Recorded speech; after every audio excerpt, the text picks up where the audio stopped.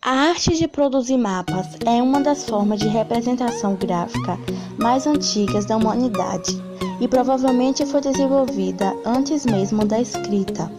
Por isso, podemos dizer que a história dos mapas se confunde com a própria história humana. Os mapas na antiguidade eram feitos em madeira, esculpidos ou pintados ou desenhados na pele de animais.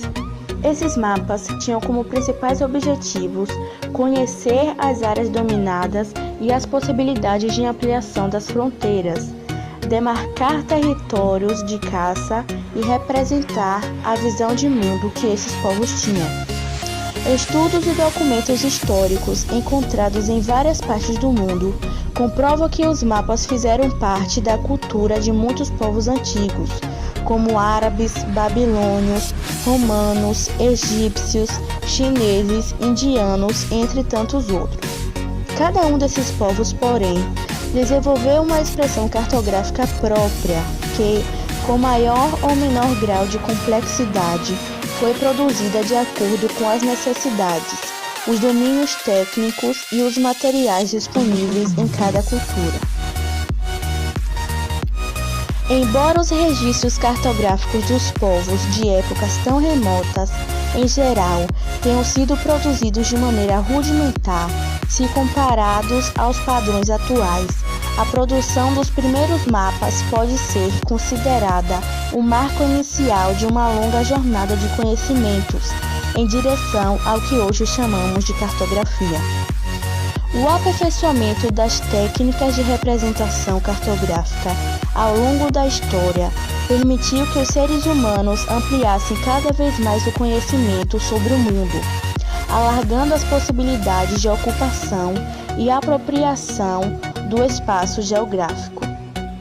Agora eu vou falar um pouco sobre cartografia e mapas antigos. No mundo oriental, os chineses precursores da cartografia se destacaram na elaboração de mapas desde o século III a.C., muito antes da produção cartográfica se desenvolvesse na Europa. Naquela época, eles já utilizavam mapas não só como meio de orientação e localização, mas também para fins de delimitação de fronteiras, administração e controle do território, cobrança de impostos, estratégia militar, definição de rotas de comércio e de navegação. Por volta dessa mesma época, os egípcios, que já dominavam o método de mediação de área e distância por meio de instrumentos e cálculos matemáticos, faziam registros cadastrais de suas terras em documentos parecidos com cartas geográficas. No mundo ocidental, foram os gregos que mais se destacaram e contribuíram para o desenvolvimento da cartografia. Com os seus conhecimentos astronômicos, matemáticos e geodésicos, eles foram os pioneiros na utilização de métodos científicos nos registros cartográficos. Muitos desses conhecimentos gregos, como a concepção esférica da Terra, a criação dos primeiros sistemas de coordenadas, a introdução da latitude e longitude, que formam a rede de coordenadas geográficas, e a idealização dos mais antigos sistemas de projeção, determinaram um processo evolutivo da cartografia ocidental durante séculos, possibilitando a produção de mapas cada vez mais precisos e fidedignos. Eu vou falar um pouco sobre os mapas na Idade Média. Durante a Idade Média, período que se estendeu da queda do Império Romano até a tomada de Constantinopla, a cartografia ela experimentou uma fase de estagnação, digamos assim.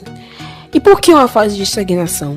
Na Idade Média, toda a ciência e tecnologia conquistada na época, gente, foi questionada e reprimida pelas forças predominantes da época, principalmente da igreja.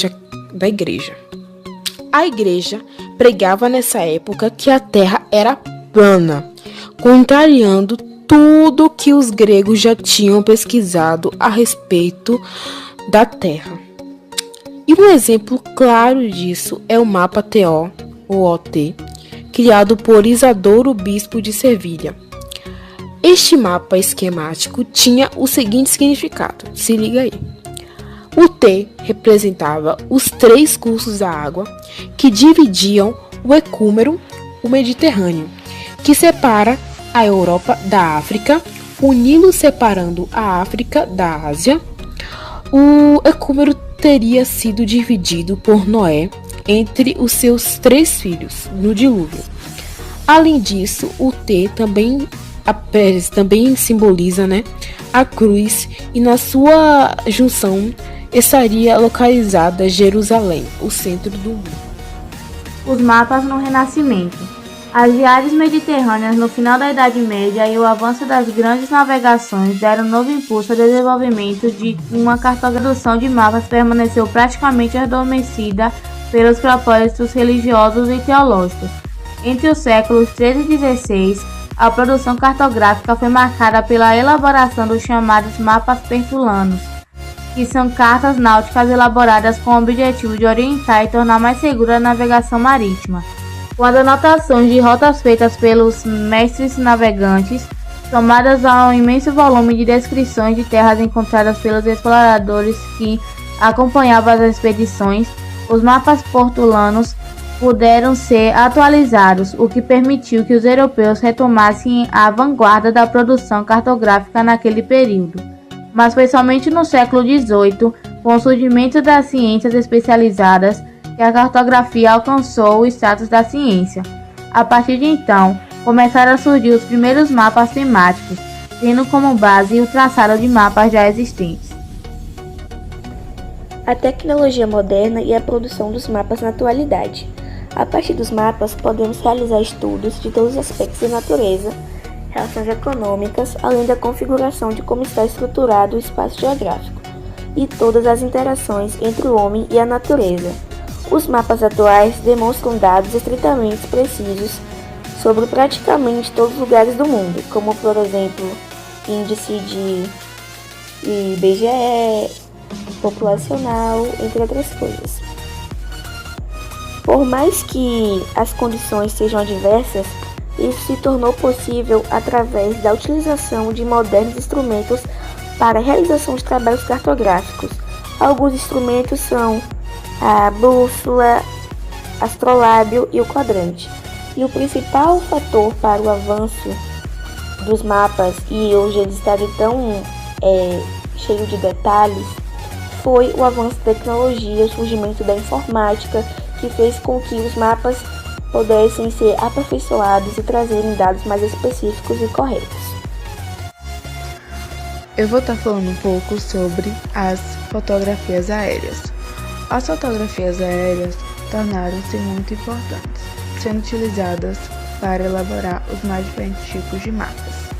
Permitem identificar e mapear as formas de relevo, a ocupação do espaço urbano, o uso do solo, a rede de transporte e a rede hidrográfica.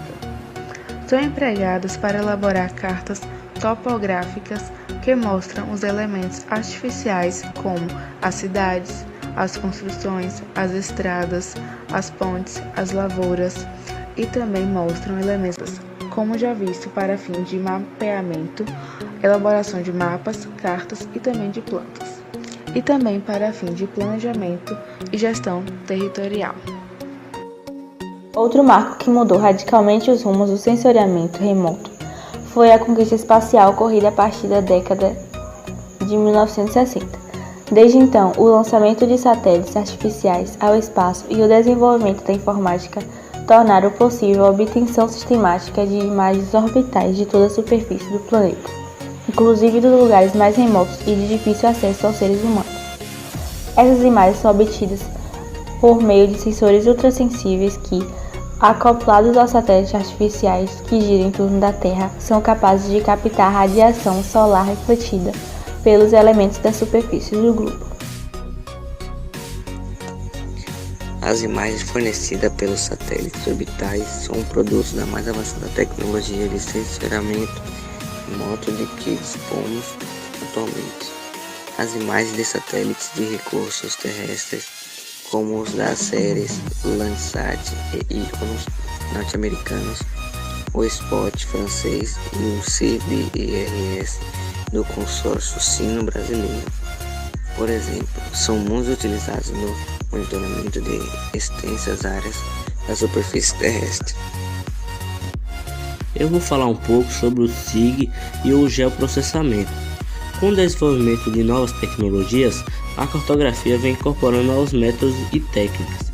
O geoprocessamento é um desses exemplos, pois emprega técnicas matemáticas e de computação para coletar, organizar e interpretar de maneira simultânea o conjunto das diversas informações geográficas.